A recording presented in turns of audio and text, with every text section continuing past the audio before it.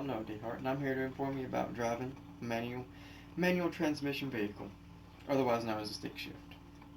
Last year I started working at a local pharmacy in Grant, Alabama, and among the many jobs I have to do during the day, I have to deliver prescriptions and to various people that cannot come pick them up, and also various jobs that my boss or coworkers alike need me to do. The only hitch is that the work truck that I had to use was a stick shift, and as you can assume, I did not know how to drive a stick shift at the time. I found myself squealing tires in the parking lot, trying to back out of a parking spot. Heads turned, and my boss was called. After this insanely embarrassing moment, I vowed and worked tirelessly at at overcoming the challenge in my life known as the stick shift. I was not alone. My friends were just as ignorant on this subject as me. I eventually had to get help from a couple old timers to teach me the finesse and how to drive one. By the end of it, I was teaching my friends how to drive.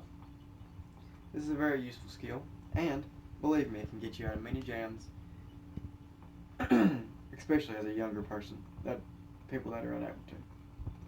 Jason Gonderman calls it a crying shame that people in America can't drive manual transmission vehicles. In the next couple of minutes of this speech, I'm going to inform you on how to familiarize yourself with a stick shift, how to take off, and how to reverse and brake. To begin, let's familiarize yourself with the actual stick shift. The actual anatomy of the stick shift and gears are very simple, really.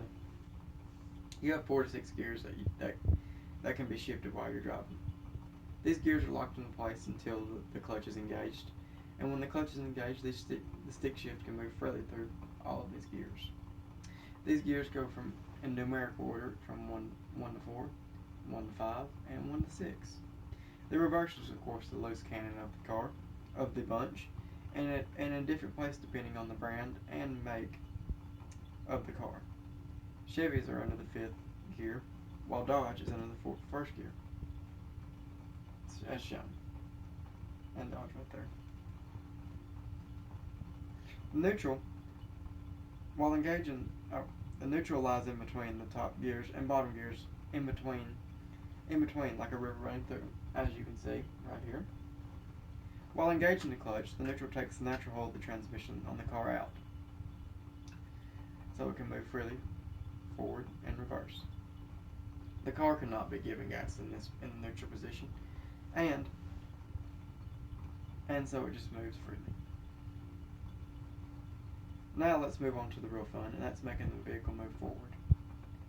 Taking off is a challenging aspect in manual driving, but can be mastered just the same. Keep your feet in sync. Having your feet in sync is the most important part of driving a manual vehicle. And what I mean by keeping your feet in sync is while you're letting off on the clutch, in sync, keep your foot on the gas and pressing just enough to give the engine just enough gas so you won't kill it. If you kill it, don't panic. Killing the engine in the stick shift is a process of letting out on the clutch too much and not giving the engine enough gas, so in turn making the engine die or killing it. But do not panic, it's going to happen. It's part of the learning process. Just press in the clutch and start the vehicle again. Taking off on hills is by far the most challenging way to take off on a vehicle.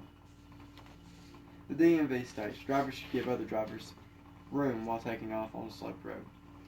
The reason is because manual vehicles will roll back while the clutch is engaged, and while taking off, this can cause minor fender benders.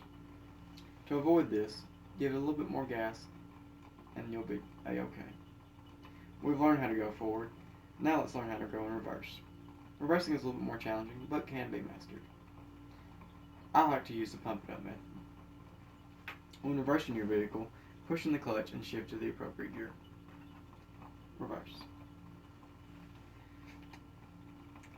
What I meant by the pump it up method is when you have shifted to the appropriate gear and you check behind you, let off on the clutch and start pumping on the gas. This creates a seamless and very appropriate way to go in reverse without any hitches. According to Russell Smith, less braking is required in manual vehicles, which means your brakes wear out much later than in an automatic counterpart. This brings me to braking. Hitting the brake while driving is a must, but while you're backing out is even more important. The chances of hitting a person or anything behind you might have not seen is much higher, especially in a larger vehicle. Another thing to note while braking is that you will have to engage the clutch while you are braking, or you will in turn kill the engine. Throughout these past couple minutes, I've given you all the needed requirements to drive a manual transmission car. In this speech, you should be able to visualize and understand the stick shift, learning how to take off, and learning how to reverse. Hopefully, you will go out and learn how to drive one today. Believe me, it's worth it.